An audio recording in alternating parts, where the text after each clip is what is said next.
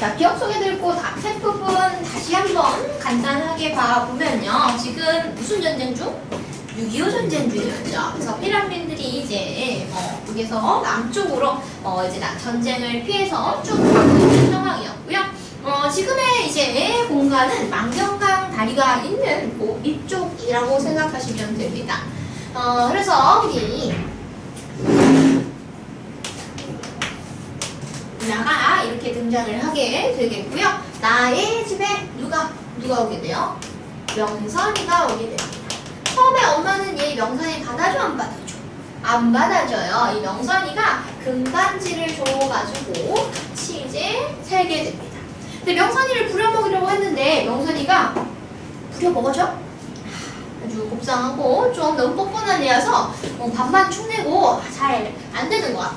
그래서 우리 엄마 아빠가 우리 명선이를 쫓아내려고 하죠. 밥을 좀 굶기고 막 이렇게 합니다. 근데 명선이는 그래도 귀엽고 밥을 얻어먹어요. 그죠? 근데 우리 명선이가 조금 위기감을 느꼈나 봐. 우리 엄마한테 뭘 또 주지? 금반지를 하나 더 줍니다. 그 부분부터 같이 봐볼게요. 자, 갈수록 밥 얻어먹는 서름이 심해지자 하루는 명선이가 금반지 하나를 슬그머니 내밀어 갔다. 먼저 것보다 약간 굵어 보였다. 천천히 살피고 나더니 어머니는 한돈하고도 반짜리라고 조심스럽게 감정을 내렸다. 그래서 주었다니까요. 어머니의 다짐에 정선이는 천연덕스럽게 대꾸했다. 참 요상하다. 다른 사람은 눈을 까디지 봐도 그러니까 아무리 찾으려고 애써도 안 배는 노다지가 아주 이제 좋은 그 금광이 어째 네 눈에만 유독 들어온다냐? 이상함을 느낀 거죠. 그러나 어머니는 명선이가 짓거리는 말을 하나도 믿으려 하지 않았대요. 명선이가 처음 금반지를 주었을 때처럼 흥분하거나 즐거워하는 기색도 아니었어요. 거기 표시할게요. 엄마는 금반지를 받고 흥분하고 즐거워했다. OX X. 명선이의 얼굴을 유심히 들여다보는 어머니의 눈엔 크고 작은 의심들이 호박처럼 올망졸망 매달려 있었대요.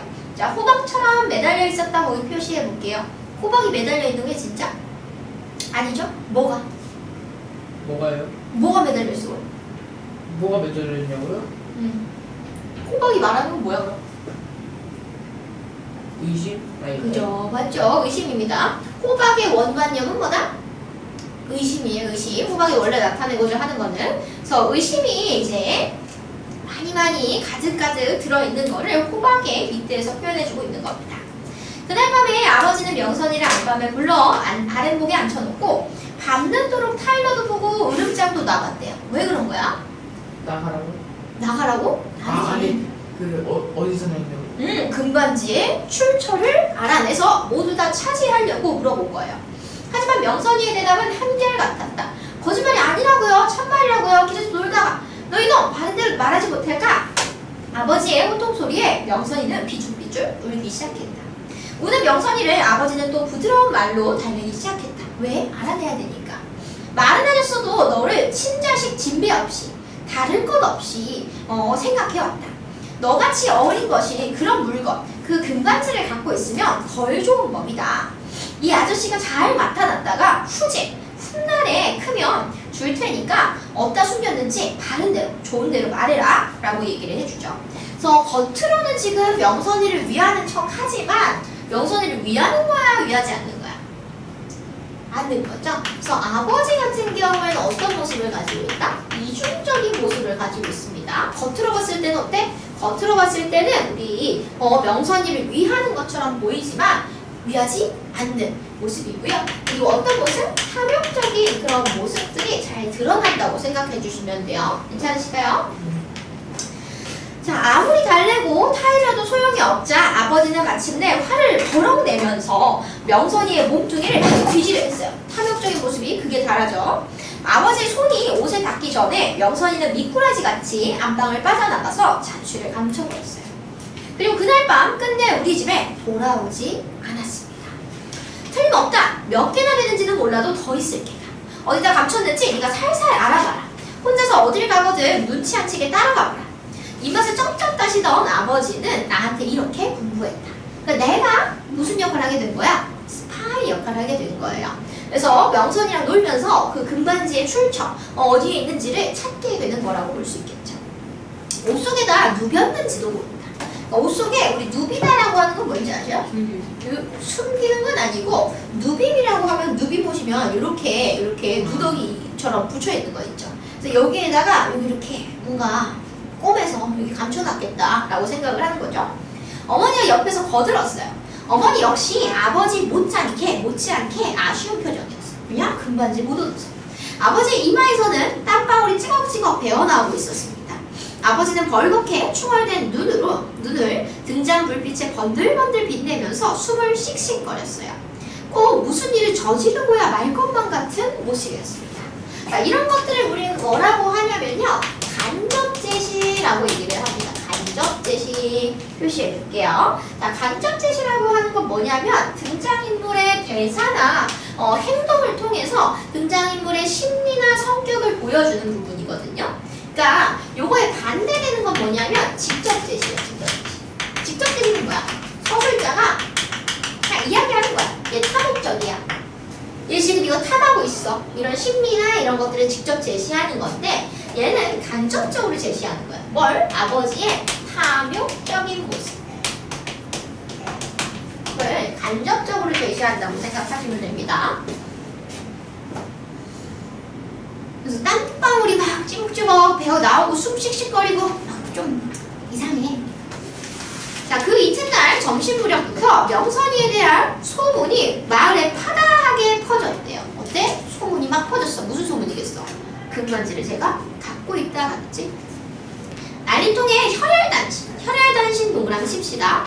혈혈단신이라고 하는 건 의지할 곳이 없는 홀몸이에요. 그러니까 아무도 없이 혼자가 된 몸을 말합니다. 혈혈단신이 된 서울 아이가 금반지를 많이 가지고 있다는 이야기였어요. 어떤 사람들은 그 아이가 10개도 넘는 금반지를 저만하는 곳에 꽁꽁 감춰두고 하나씩 꺼낸다더라고 수근거리기도 했대요. 입이 방정이라고 정림이가 어머니한테 호되게 꾸중을 드렸대요. 정림이가 어머니한테 꾸중을 들었다 거기 표시해봅시다. 이러면은 소문 누가 낸 거야? 정림이가 소문을 낸 것을 생각해 볼 수 있겠죠.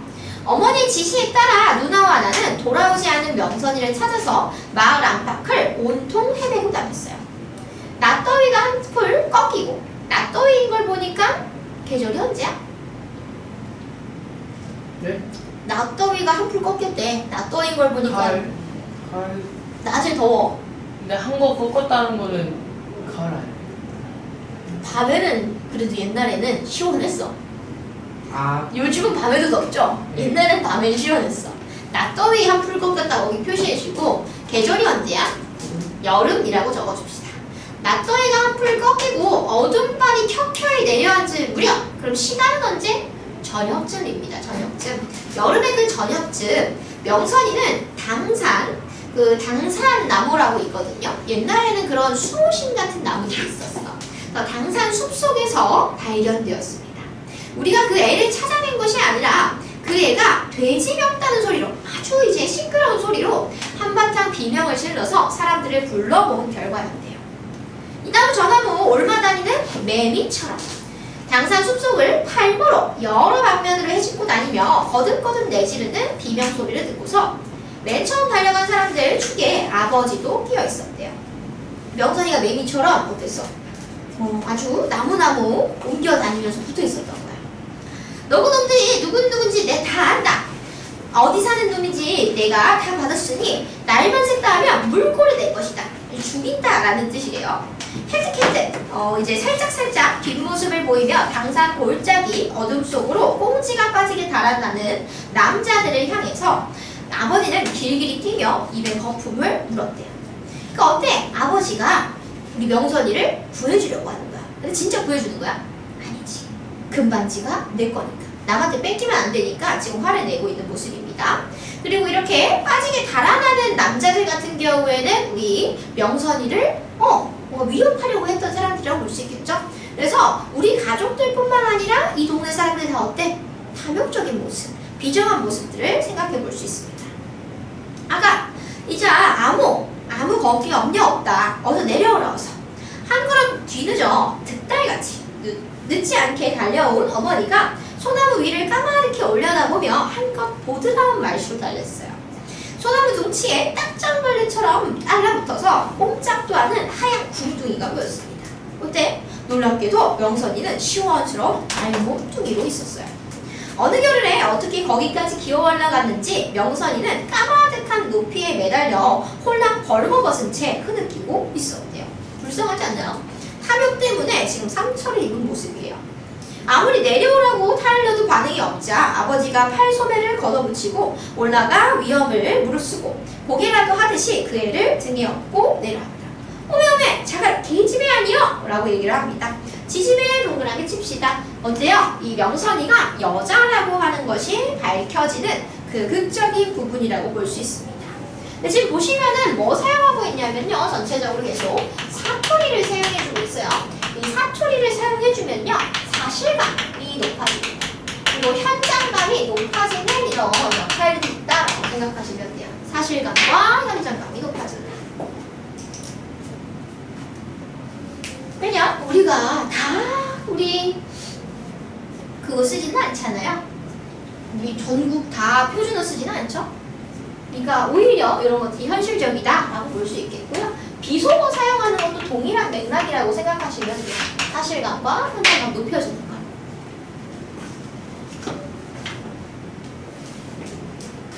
땅에 내려서기 무섭게 얼른 돌아서며 사타구니를 가리는 명선이를 보고 누군가 이렇게 고함을 질렀어요.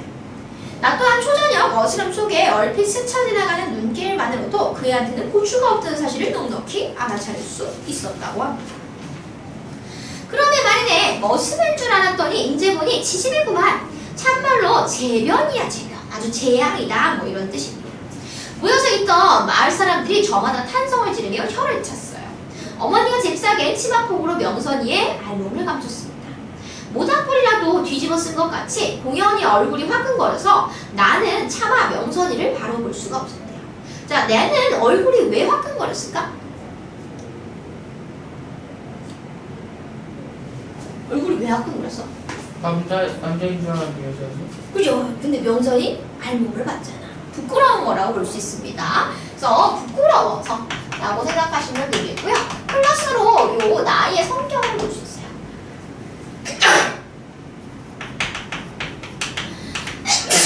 내가 내 성격이 어때요? 순진해. 순진하다라고 보시면 되겠습니다. 자, 그리고 우리는 명선이가 왜 남장을 했는지 생각을 해볼 수 있겠죠? 남장을 왜 했을까? 무시 안 받으려. 무시 안 받으려고? 네. 이 전쟁 속에서 살아남기에는 여자 몸이 괜찮았을까? 아니. 아니죠. 전쟁에서 살아남기 위해서. 다 필기하고 있니? 네. 다섯 개가 나신 것 같은데. 쓰고서 쓰는 거는 웬만하면 필기하셔야지.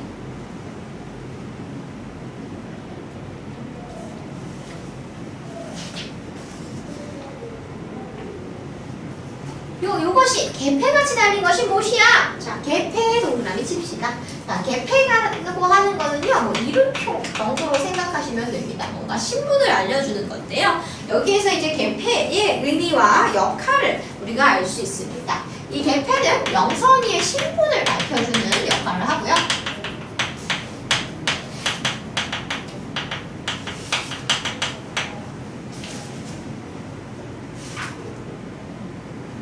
그리고 이 개패에 적힌 내용을 보면은 우리 명선이 엄마, 아빠가 이제 써놓은 거예요. 그래서 부잣집애라고 하는 것을 이제 알게 되기 때문에 우리 부모가 명선이를 좀 더 탐내는 이유가 되기도 합니다. 나의 부모가 명선이를 보호하게 되는 이유.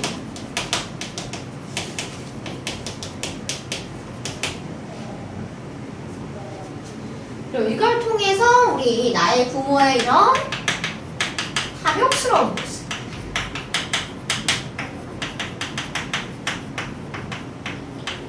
드러냈다 라고 할 수 있습니다. 나의 부모의 탐욕스러움을 드러낸다. 괜찮으실까요? 자, 명선이의 하얀 가습기를 들여다보며 어머니가 소리를 질렀다. 곁에 있던 아버지가 얼른 그것을 가리려는 명선이의 손을 뿌리치고 뚝 잡아댔다. 줄에 달린 것이 이름표 같은 것이었대요. 아직도 한 줌의 빗살이 옹색하게 남아있는 서쪽 하늘에 아직 이제 해가 다 안 진 저녁 무렵이에요. 거기에 적힌 글씨를 읽은 다음 아버지는 무슨 보물섬에 쥐도나 되듯 소중스레 바지춤에 찔러 넣었대요. 자, 보물섬의 지도가 말하는 건 뭘까요? 금반지. 개패를 말합니다. 아, 개패를 보물섬에 지도나 되듯 숨겨놓는 거예요. 아. 이해되셨어? 왜? 나한테 이득이 되는 게 있으니까 아버지한테. 그리고 마을 사람들을 향해 돌아서면서 눈을 딱 부릅떠고 엄포를 놓는 거였대요. 나하고 원수 척질 생각 아니면 앞으로 야한테 털없어. 그 털 하나 건들지 마시오 라고 얘기를 합니다. 소유권을 주장해요. 왜? 나의 의득이 있으니까. 언제가 가뭄 흉년 때 이웃놈의 인자하고 물고 싸움을 벌이면서 심포럽게 삼나를 들이대던 그때의 그 표정보다 훨씬 더 포악해 보였대요. 그러니까 어때? 물 이렇게 되는 거 남의 그 뭐야 남의 논 임자하고 싸움이 있었는데 그때도 이렇게 막 난폭하게 했던 거야. 근데 그때보다 더 포악했어. 우리 논에 떨어지는 빗물이나 마찬가지로 아버지는 우리 집안에 우연히 굴러들어온 명선이의 소유권을 마을 사람들 앞에서 우격다짐으로 가리고 있습니다. 우리가 친자식 이상으로 애기고 기르는 아요. 만에 일이라도 양아티 해코지 하려거든 양아, 앙화는 뭐 안가품으로 갚는 거래요. 앙화가 무섭다는 걸 맹심하시오. 더군다나 어머니도 위협을 잊지 않았대요. 명선이가 입은 손해는 바로 우리 집안의 손해나 마찬가지라는 주장이었어요. 물론 어머니는 명선이 때문에 생기는 이익이 곧바로 우리 이익이라는 말을 입 밖에 비치지도 않았다고 합니다. 그러니까 어때요? 우리가 이득 얻는 부분에 대해서 싹 빼고서 너네가 우리 손에 입히면은 우리 명선이 괴롭히면 우리한테 손해야. 너네 안 그러면 죽여버린다. 이런 느낌이죠. 그래서 요거 같은 경우에 당연하게도 위선적인 그런 모습들을 살펴볼 수 있습니다. 자, 넘어가 볼게요. 사람들이 떠들리고 집안에 들어서자마자 어머니는 더 이상 참지를 못하고 아버지한테 다그쳤다. 개패에 무슨 사연이 적혀있던가요? 걔네 부모가 쓴 편지요. 누구한테요? 누구요? 누구고요? 나지. 나한테 쓴 거래. 진짜 근데 나한테 쓴 거야? 아버지한테 쓴 거야? 현빈아! 네? 아버지한테 쓴 거냐고 이거 개패의 내용. 아니요. 아니지. 오메 그 사람들이 어떻게 알고 당신한테 편지를. 이런 떡하지랑을 만나. 달을 맡아서 기를 사람한테 쓴 편지니까 받는 사람이지 나지 누구겠어? 라고 얘기를 합니다. 그거 어때요? 그냥 나한테 좋을 대로 해석한 거야. 그래서 내 욕심을 채우려 합니다. 뭐라고 썼으니까 자기네가 혹 난리바람에 무슨 일이라도 당하게 되면 무남동녀. 그러니까 무남동녀라고 하는 건 뭐야? 딸 하나밖에 없어. 우리 외동이야. 외동 혈육을 우리 잘 부탁한다고. 저승에 가서도 그 은혜를 잊지 않겠다고. 설 어디 사는 눈의 딸이고 본관이 어디고 생일이 언제라고. 가락지 말은 안 썼어요. 금반지는 완성이야라는 거죠. 안 썼어. 아버지는 딱 잘라 대답했다.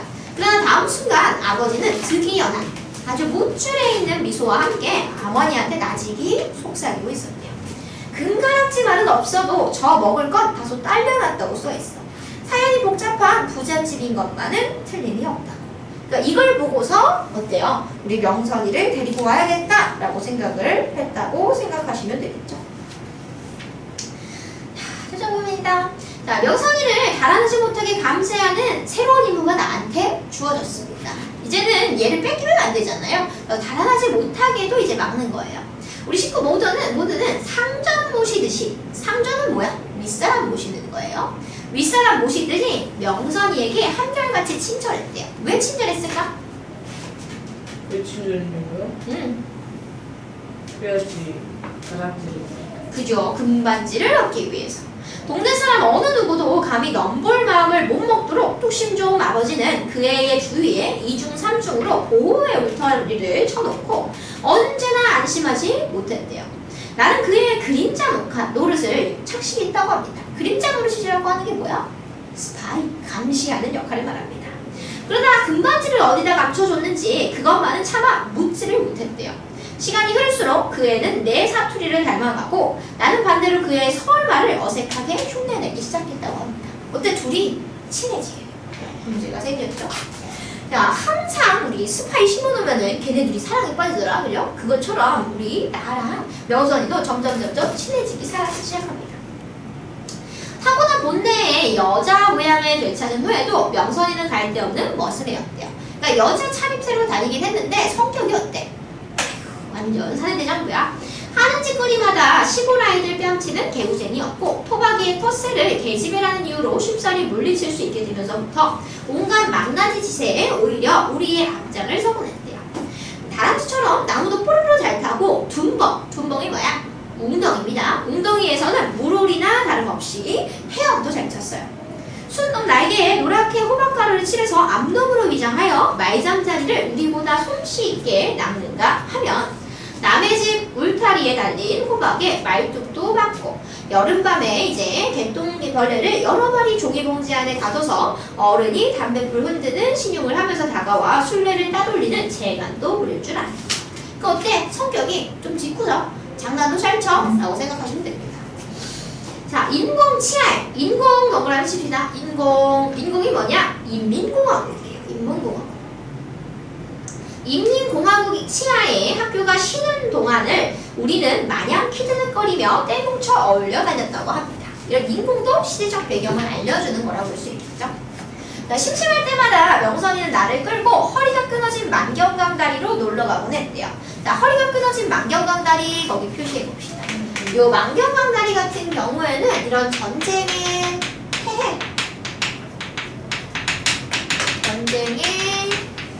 비극적인 모습을 잘 보여주는 곳입니다.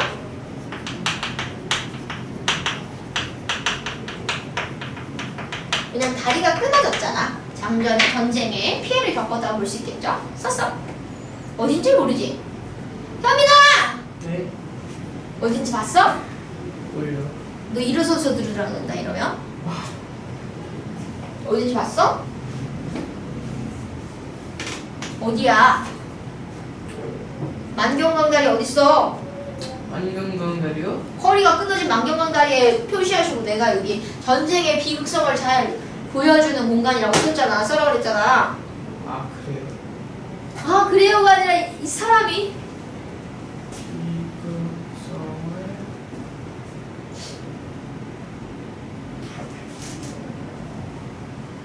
전쟁이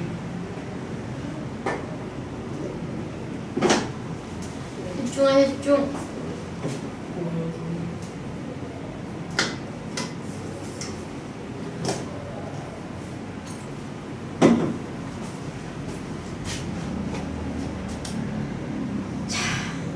그래서 심심할 때마다 이 나랑 우리 명선이랑 만경강 다리에 놀러 간 거예요. 계집애답지 않게 배짱도 여간이 아니었대요. 지금 어때요? 명선이의 성격을 직접적으로 제시하는 겁니다. 이거는 직접 제시 밑에다 적으세요. 얘는 대담하고 배짱이 좋아요. 직접 말해준 거니까 직접 제시야. 그애는 아무도 흉내낼 수 없는 위험천만한 고개를 부서진 다리 위에서 그냥 보통률로 버려서 우리의 입을 딱 벌어지게 만드는 것이었대요. 그러니까 이렇게 안경한 다리가 부서져 있어서 끝에 가면 어때? 뭐 설마 안 가는데 그냥 여기서 막 운동기도 하고 막 그러는 거예요. 자, 누가 제일 멀쩡하는지 시합하는 거다. 폭격으로 망가진 그대로 기다란 다리는 방치되어 있었대요. 난간이 떨어져 달아나고 바닥에 거대한 구멍이 뻥뻥 뚫린 채 쌀뜨물보다도 흐린 싱그러운 물결이 일렁이는 강심, 그 강 한복판 쪽을 향해 곧장 뻗어나가다 갑자기 앙상한 철근을 엿가락 모양으로 어지럽게 늘어뜨리면서 다리는 끊겨 있었대요. 다리가 이렇게 요 안에 철근이 있는 거야, 알죠? 요 철근이 막 이렇게 엉켜 있는 그런 모습이었대요. 아주 무섭죠? 갈 수 있겠어? 나도 못 가. 무서워요. 자, 그래가지고 여기 끊겨 있었대요. 얽히고 설킨 철근의 거미줄이 간댕간댕 허공을 가로지르고 있는 마지막 그곳까지 기어가는 시합이었대요. 기어서가. 그리고 시합에서 승리자는 언제나 어때? 명선이었어. 명선이가 제일 대담해. 웬만한 배짱이라면 구멍이 숭숭 뚫린 시멘트 바닥을 기는 것은 누구나 할 수 있는 일이었어요.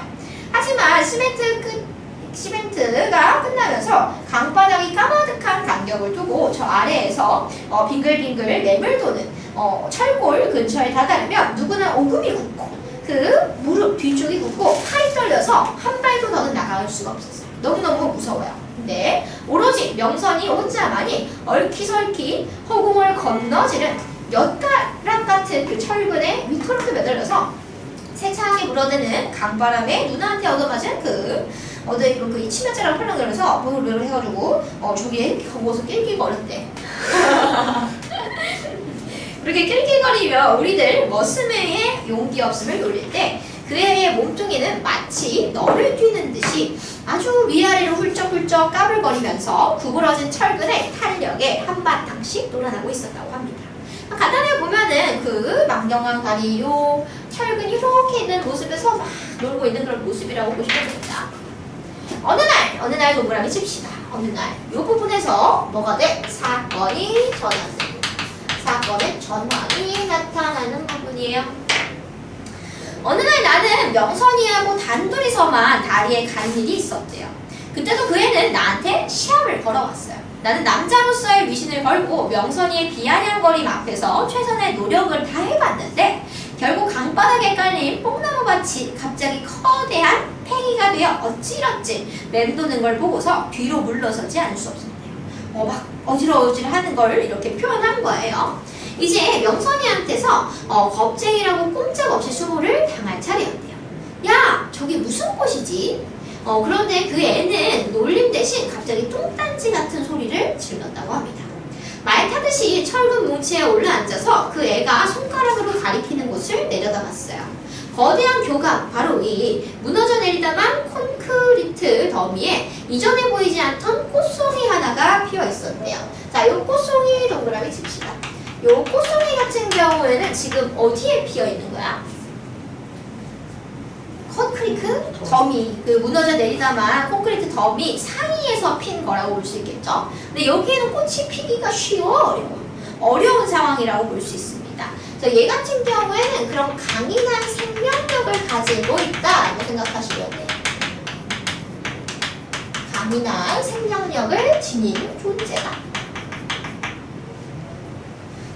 그리고 명선이가 마냥 사내 같기만 한 줄 알았는데 꽃을 좋아하네. 명선이의 감성적인 부분을 보여주는 부분이기도 해요. 명선이의 감성적 면모를 보여줍니다.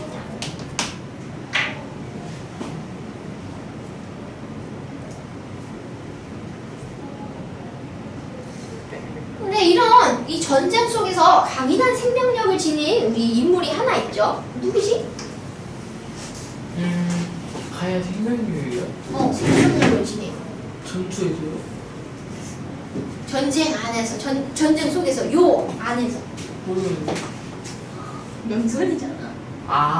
왜냐면 명선이는 부모님을 잃었는데도 자기 힘으로 잘 이제 살아남게 됐죠. 그래서 강인한 생명력을 지닌 이 존재는 명선이를 상징한다고도 볼 수 있습니다. 이 꽃송. 그래서 바람을 타고 온 꽃이 하나리 교각 위에 두껍게 쌓인 먼지 속에 어느새 뿌리를 내린 모양이었대요. 이거 그 뭐야? 그 건물 사이에 피어난 장미, 그거랑 똑같죠? 꽃 이름이 뭔지 아니? 난생 처음 보는 듯한 해바라기를 축소해 놓은 모양의 동전만한 들꽃이었대요. 근데 얘도 어때? 처음 보는 꽃이야. 쥐부라, 쥐바라, 송꽃이라고 그랬어요. 나는 간신히 대답했습니다. 시골에서 볼 수 있는 거라면 명선이는 내가 뭐든지 다 알고 있다고 믿는 눈치였어요. 왜? 명선이는 나를 믿거든. 그래가지고 이 쥐바라숭 꽃이라고 하는 말을 어때요? 믿어. 쥐바라숭이란 이 세상에 없는 꽃 이름이었어요. 내가 지어냈기 때문에. 엉겁결에 어떻게 그런 이름을 지어낼 수 있었는지 나 자신도 어리벙벙할 지경이었습니다. 쥐바라숭 꽃, 이름처럼 정말 이쁜 꽃이구나. 이름 예뻐? 쥐바라숭 꽃인데. 명선이가 좀 감성적이야. F야, 무조건 F. F야. 그래서 참 앙증맞게도 생겼다라고 하면서 좋아하는 거야. 또 한바탕 위험한 고개의 끝에 그 애는 기었고 그 쥐바라숭 꽃을 꺾어 올려서 손에 들고는 냄새를 맡아보다가 손바닥 사이에 넣어 대궁을 비벼서 양상처럼 뱅글뱅글 돌리다가 끝내는 머리에 꽂는 거였어요.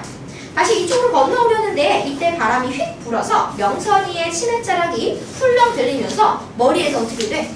꽃이 떨어져. 꽃이 떨어져. 거기 표시해 봅시다. 호수이가 어때요? 떨어져.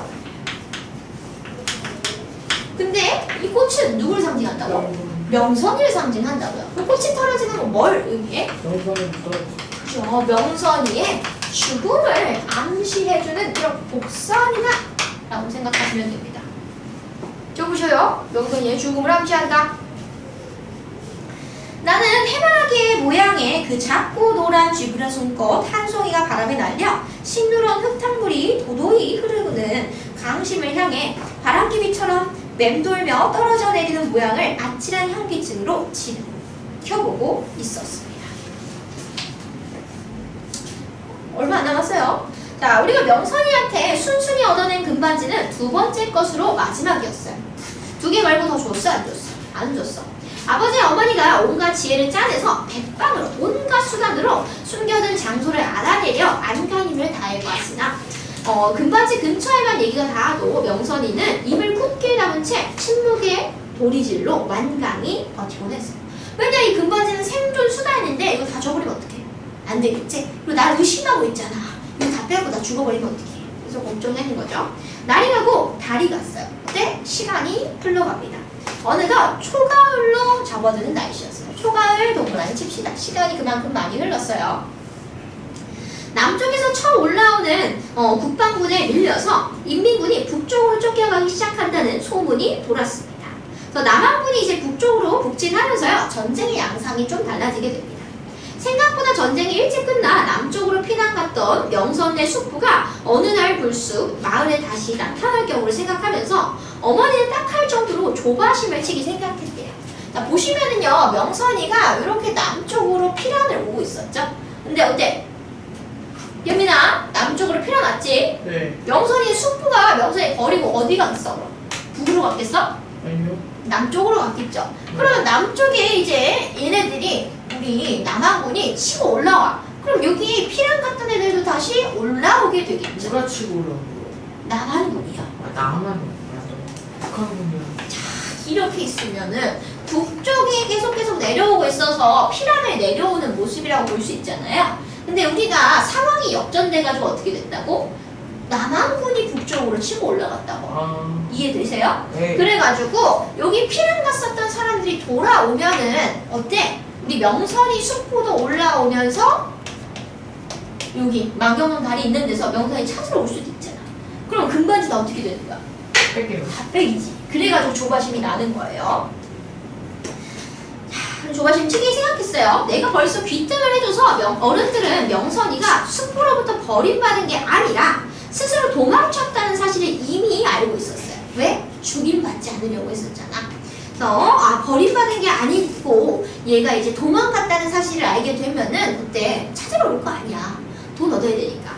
전쟁이 끝나기 전에 어떻게든 명선이의 입을 열게 하려고 아버지는 수단 방법을 안 가릴 기세였고요. 나중에는 어때? 숙부가 명선이 내 거야 라고 하면은 숙부가 데리고 가야지. 그죠? 혈육이 데리고 가야지.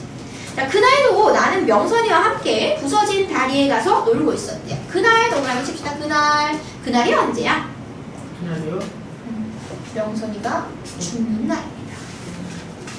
예의 그 위험천만한 고개의 장난을 명선이는 한창 즐기는 중이었어요. 어때? 부서진 다리 끝까지 가서 노는 거 그거 하고 있었어. 콘크리트 부위를 벗어나서 그 애가 앙상한 철근을 타고 거미줄처럼 지옥의 가장자리. 자, 가장기, 지옥의 가장기 거기 표시해 봅시다. 지옥의 가장기는 어디의 가장기야? 철근의 가장기입니다. 그죠? 가장들이. 끝! 철근의 끝이에요. 철근의 그 끝에 갔는데 얘를 왜 저승의 가장기라고 했을까? 죽은. 비싸긴 해요. 왜 죽어? 전쟁 때문에 그런 거죠? 전쟁의 파괴성을 표현해주고 있는 거예요. 전쟁 때문에 얘가 이렇게 다리가 무너진 거 아니야? 저 지옥의 가장길을 이제 향해 조마조마하게 건너갈 때였어요. 이때 우리들 머리 위에 하늘을 두 쪽으로 가르는 굉장한 폭음이 귓뺨을 갈기는 기세로 갑자기 울렸습니다. 푸른 하늘 바탕을 찔러 하얗게 호주기 편대가 떠가고 있었어요. 비행기 폭음에 가려서 나는 철근 사이에 울리는 비명을 거의 듣지 못했대요. 자, 비행기 폭음 동그라미 칩시다. 명선이가 죽은 직접적인 원인이라고 볼 수 있겠죠. 자, 비행기 폭음 옆에다 적어줄게요. 죽음의 직접적 원인. 이 폭음 때문에 명선이가 어때요? 떨어져 죽게 되는 겁니다. 근데 비명을 난 들었어, 못 들었어? 못 들었어. 다른 것은 도무지 무서워할 줄 모르면서도 유독 비행기만은 병적으로 겁을 내는 서울 아이한테 얼핏 생각이 미쳐서 눈길을 하늘에서 허리가 동강이란 다리로 끌어내렸을 때 내가 본 것은 강심을 겨냥하고 빠른 속도로 멀어져 가는 한 송이 쥐바라 송꽃이었다. 진짜 꽃이 떨어진 거야? 아니지. 명선이가 떨어진 거를 이렇게 비유적으로 표현한 거라고 볼 수 있습니다. 명선이가 떨어지고 있었어. 떨어져 죽은 거라고 볼 수 있겠죠. 근데 사실 비행기가 이제 직접적인 원인이긴 하지만요.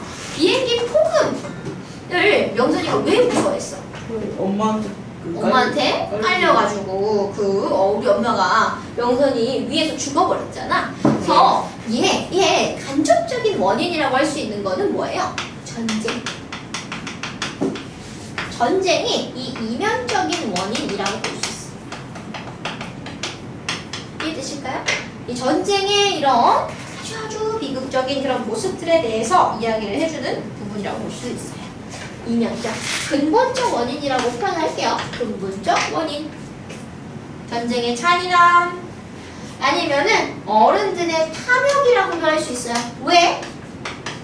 우리 명선이가 요 끝에 많이 가던 이유는 뭐였을까? 아메리카죠. 요 끝에 뭐 있어? 금가락. 금가락 여기다 숨겨놨잖아. 그래서 여기 안 숨겨놓고서 여기 잘 안 갔으면 안 죽었을 수도 있지. 그래서 이 명선이가 죽게 된 근본적인 원인은 뭐다? 전쟁과 어른들의 탐욕이다 라고 생각하시면 돼요. 자, 명선이가 들꽃이 되어 사라진 후, 이게 뭐야? 죽은 후 어느 날 한적한 오후에 나는 그때까지 한 번도 손가락 적이 없는 모험을 혼자서 시도해봤대요. 이 모험이 뭐야? 저 끝, 다리 끝까지 가보는 거. 겁쟁이라고 비웃은 사람이 아무도 없으니까 의외로 용기가 나고 마음이 차갑게 가라앉는 것이었대요. 그러니까 명선이가 원래 비웃었잖아. 근데 걔가 없으니까 오히려 괜찮았어. 나는 눈에 띄는 그 즉시 거대한 팽이로 둔갑해버리는 까마득한 강바닥을 보지 않으려고 생땀을 흘렸대요. 어때? 내가 강바닥을 보면은 팽이처럼 머리가 빙글빙글 돌잖아. 그래서 팽이에 빗대주고 있는 겁니다. 자, 옆가락으로 흘러내리다가 가로지르는 선에 얹혀 다시 오르막을 타는 녹슨 철근의 우둘투둘한 표면만을 무섭게 응시하면서 한 뼘 한 뼘 신중히 건너갔어요. 철근의 끝에 가까이 갈수록 강바람을 맞는 몸뚱이가 사정없이 까불렸어요. 몹시 막 흔들리는 거야. 무서워서 못 갈 것 같은데 이미 갔어. 그럼 나는 천신만고의 끝에 마침내 그 일을 해내고 말았어요. 이젠 어느 누구도 제 아무리 지바라 숨고 그러니까 명선이라고 할지라도 나를 비웃을 수는 없게 되었습니다. 왜냐? 내가 끝까지 가서 성공했으니까. 지옥의 가장귀를 타고 앉아 잠시 숨을 고른 다음 바로 되돌아 나오려는데 이때 이상한 물건이 얼핏 시야에 들어왔어요. 이상한 물건이 뭐야? 금반지 담은 그 헝겊. 낚싯바늘 모양으로 꼬부라진 철근의 끈 자락에다 끈으로 칭칭 동여맨 자그마한 헝겊 주머니였대요. 명선이가 들꽃을 꺾던 때보다 더 위태로운 동작으로 나는 주머니를 어렵게 손에 넣었어요. 가슴을 잡지는 긴장 때문에 주머니를 열어보는 내 손은 무섭게 경풍, 이렇게 경련을 일으키고 있었어요. 그리고 그 주머니 속에 맑게 빛을 발하는 동그라미 몇 개, 금반지를 보는 순간 나는 손에 든 물건을 송두리째 강물에 떨어뜨리고 말았네요. 이거를 이렇게 진짜 버렸는지, 내가 이제 직접 버렸는지 떨어뜨렸는지는 잘 모르겠어요. 근데 이제 아무튼 간에 요 금반지가 사라지면서 마무리가 되게 됩니다. 그럼 왜? 약간 금반지 얻어야 되는데. 아니지. 이 나의 입장에서는 금반지 때문에 명선이가 죽은 거니까 얼마나 안 좋은 거예요. 이 기억 속에 들 곳에서 얘기하고자 하는 거는 전쟁으로 인해서 인간성이 상실되는 그런 비극적인 모습들에 대해서 얘기를 해주고 있겠고요. 당연하게도 과거의 회상의 형식을 취해주고 있습니다. 사투리나 비속어를 사용해서 사실감과 형토성, 그리고 사투리 사용하면은 효과가 또 있어요. 어떤 효과? 향토성이 높아집니다. 상토적 분위기, 그런 것들이 높아진다고 볼 수 있겠고요. 뭐 이제 어린아이의 시선을 통해서 좀 더 정장의 비극성과 비인간성을 잘 보여준다고 생각을 해볼 수 있을 것 같아요. 그리고 여러 가지 소재들 있었죠. 금가락지, 개폐, 뭐 쥐바라 숨꽃 이런 상징적인 의미들 잘 알아두시면은 좋을 것 같습니다. 그러면은 나머지 쭉 한번 문제 풀어보시면 될 것 같아요. 쉬었다 할게. 선생님 죽을 것 같으니까. 네.